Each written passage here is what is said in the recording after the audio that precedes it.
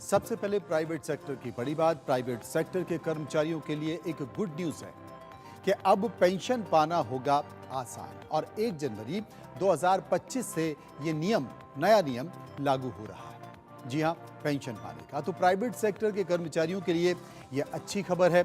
Retirement के बाद अब उन्हें ईपीएफओ यानी कि एम्प्लॉयज प्रोविडेंट फंड ऑर्गेनाइजेशन की पेंशन स्कीम ईपीएस से पेंशन पाना काफ़ी आसान हो जाएगा।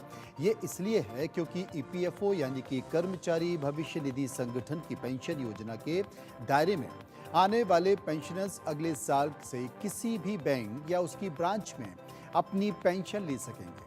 केंद्र सरकार ने इस नए बदलाव को मंजूरी दे दी है। ये बदलाव 1 जनवरी 2025 से लागू होगा। नए सिस्टम के लागू होने के बाद पेंशनर्स को पेंशन शुरू होने के समय किसी भी वेरिफिकेशन के लिए ब्रांच में जाने की ज़रूरत नहीं होगी। पेंशन जारी होते ही तुरंत अकाउंट में पैसे जमा हो जाएंगे। आपको बता दें कि केंद्र सरकार को सीपीपीएस यानी कि सेंट्रलाइज पेंशन पेमेंट सिस्टम से ईपीएस यानी कि कर्मचारी पेंशन योजना 1995 को लेकर एक प्रस्ताव मिला था। ये प्रस्ताव किसी भी बैंक के किसी भी ब्रांच से पेंशन निकालने का सिस्टम चालू करने के बारे में था। इस प्रस्ताव को सरकार ने मंजूरी दे दी है।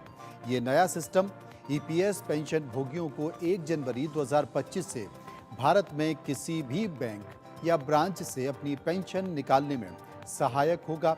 प्राइवेट सेक्टर के कर्मचारियों के लिए ये एक बड़ा बदलाव है जिससे उन्हें काफ़ी आसानी होगी। आपको ये भी बता दें कि अगले साल से लागू होने वाले नए सिस्टम के ईपीएफओ के 78 लाख से ज़्यादा ईपीएस पेंशन भोगियों को फायदा मिलने की उम्मीद है। श्रम मंत्री डॉक्टर मनसुख मांडविया ने कहा है कि सेंट्रलाइज पेंशन पेमेंट सिस्टम की मंजूरी कर्मचारी भविष्य निधि संगठन के आधुनिकीकरण की दिशा में एक मील का पत्थर है। ईपीएफओ को उम्मीद है कि नया सिस्टम लागू होने के बाद पेंशन डिस्ट्रीब्यूशन की कॉस्ट में कमी आएगी। आपको बता दें कि सीपीपीएस यानी कि सेंट्रलाइज पेंशन पेमेंट सिस्टम केंद्र सरकार की पहल है जो राष्ट्रीय स्तर पर एक सिस्टम शुरू करेगी। ये सिस्टम भारत के किसी भी बैंक या फिर शाखा के माध्यम से पेंशन भुगतान की सुविधा प्रदान करेगा और सुविधा 1 जनवरी 2025 से शुरू हो जाएगी। ग्राफिक के जरिए समझिए कि नए बदलाव से होने वाले फायदे क्या है। नया सिस्टम ग्राफिक के जरिए आपको समझाता हूं कि नया सिस्टम क्या है।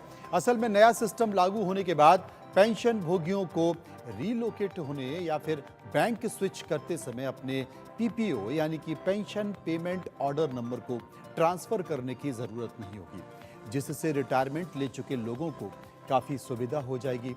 एक शहर से दूसरे शहर में शिफ्ट होने या फिर बैंक स्विच करने पर उन्हें पीपीओ ट्रांसफर नहीं करना होगा। एक अच्छी खबर।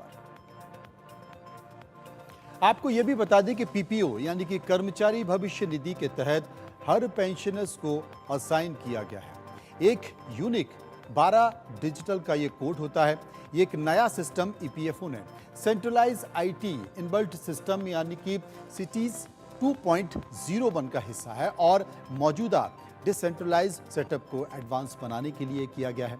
अब आपके चरण में एबीपीएस यानी कि आधार आधारित भुगतान प्रणाली शुरू होने की उम्मीद है, जिससे पेंशन डिस्टर्ब करने के प्रोसेस को और भी ज़्यादा सुविधाजनक बनाया जा सकता है।